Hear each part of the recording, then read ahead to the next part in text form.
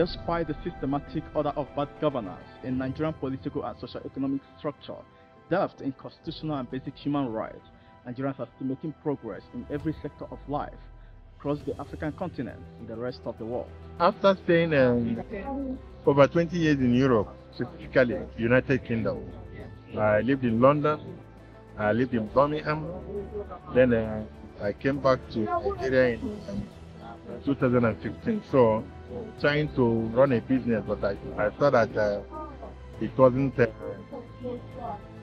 going to be, because of the lot of constraints. Number one is power. There's no power in Nigeria. Electricity.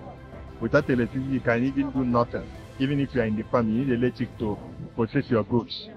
Focusing on the genius Nigerian business gurus reviews their impossible hard start on setting up a standing business structure from nothingness to something else, and economic output were determined. When I started with this class, I started with some pieces of classes only.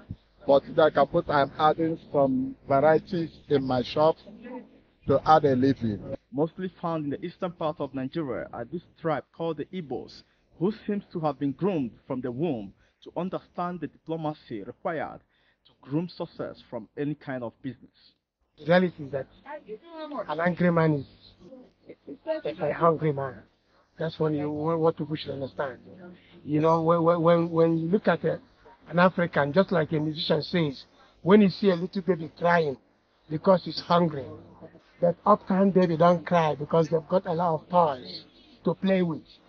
So being the way Africans were left behind to do the race, it makes some of us vicious, but not dangerous.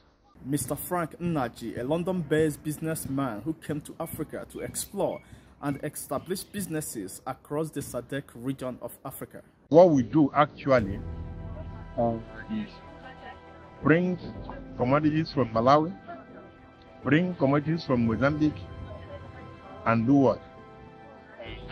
Sell here. Then we take finished product from here and do what? Send to Malawi. Even because of my Nigerian life, I bring agricultural produce from Ghana and Nigeria here. If you go to the warehouse there, you will see a lot of yams. We bring yam from Nigeria and from Ghana. And because there's a lot of Nigerians living in South Africa, living in Mozambique, and living in Malawi and Zambia. When you take those things to them, it's as if they are back home again. This African business guru, who is establishing oil and gas in West Africa, is out in SADC to scout for new opportunities that will be a light of hope for Africans who are pursuing new riches. I left for Malawi in 2016, and when I got to Malawi, it was a very peaceful place. You can call it the warm heart of Africa. Although it's a poor country, but you can sleep with your two eyes closed. So, I had my first farm. I bought my first farm in Malawi in 2017. And most of the produce comes to South Africa here. So I said, okay, let's see how it goes. I sent a lot of people to come and sell the goods for me in South Africa, because what I normally do in the farm is I farm granules, beans, and soya beans. Being a black man is a very serious problem, because the level of trust, can I say that you can trust a black man maybe 20%? Because all the people I sent to sell goods for me, they all made away with a lot of money. When they come back to Malawi, some were locked up, some were even put in jail because of running off with the proceeds that is not supposed to be there. So I said, okay, instead of wasting my time, let me come and get a base in South Africa, so that what I bring out in my farm and the ones I buy from people too can be put to good use, and we can make a lot of money. As a matter of fact, I should have thumped myself in the chest and said that I've reached a lot of millionaires. But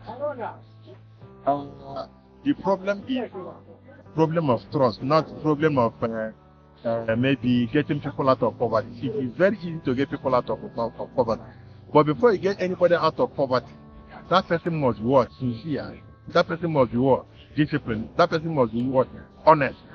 Right in the city of Johannesburg is a Nigerian national and informal trader who volunteered to share his story with AIE. This informal trader is looking for new opportunities and collaborators. My name is Mr. Chidaya, known as Enjoyment in South Africa. I came here in 2015 and I've been doing well. I've been in the shop anyway. I have been doing buying and selling jeans and t-shirts. But because of the life of the country and the life of their citizens, they always demolish Nigerian activities, especially people buying and selling. And all their hope is that every Nigerian are selling drugs, which is not true. After the demolition of my shop, then I have to come down to the street to start life afresh. 2021, after I've struggled up and down of life to succeed, there is no way. And there is no way to help. The government are not helping the foreigners. We help ourselves by what we struggled. So I came on 2021 and I started on the street. And I started with a small glass.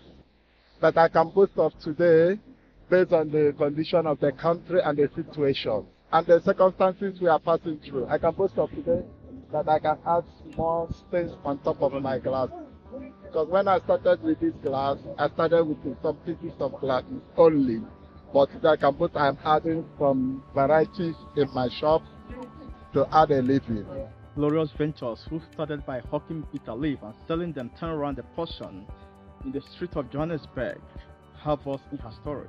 This bitter leaf, one bag, makes me today what I am today. I start taking small shop, tying it 10 rand.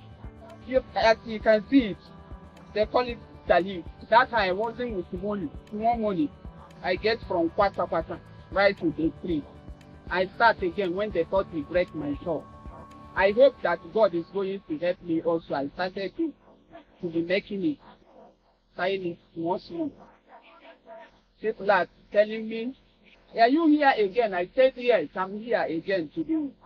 Let me see how I can make it in that small shop. I make it people. You see, I tie this, people continue. I tie Gareth. I buy Gareth small bag. I start selling it. People are rushing and that kind of thing. That anything that I touch hand, I bring. People would like to buy because people know me as a woman that's strong. Making business for how many years ago. I couldn't think. Let me follow men. Let me sing. But in all this, I just hope in God to be doing my business once more. As you can see this shop now, everywhere is full. South Africa is a very big economy. When I say big, I mean big. Very big economy. There is nothing that you bring to South Africa that you are not going to do what? Get your profit, get your capital, and live a good life. But the problem still remains the problem of what? Trust. So here you can see the buses. They are loading to go to Malawi. Most of these places, they are Malawi buses, Mozambican buses, and Zambian buses. My name is EPS Diana. Yeah, I reside in South Africa, a beautiful country that I've lived for 23 years now. I've been dealing on foodstuff. I started this foodstuff in 2005, importing all African foodstuff.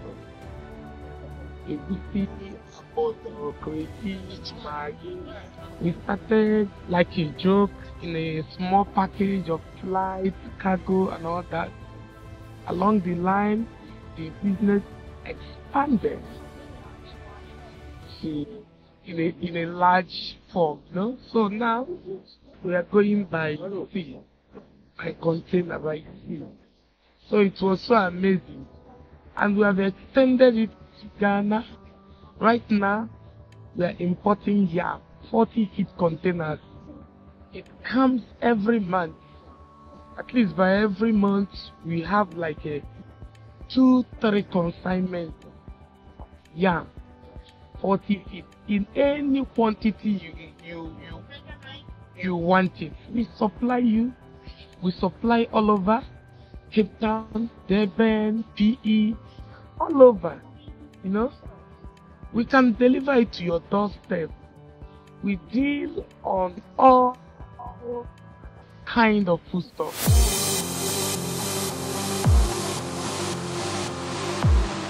Looking out for more updates on this channel, I am Nelson Fiakachikwe, correspondent of African Image Expression. Thank you for watching.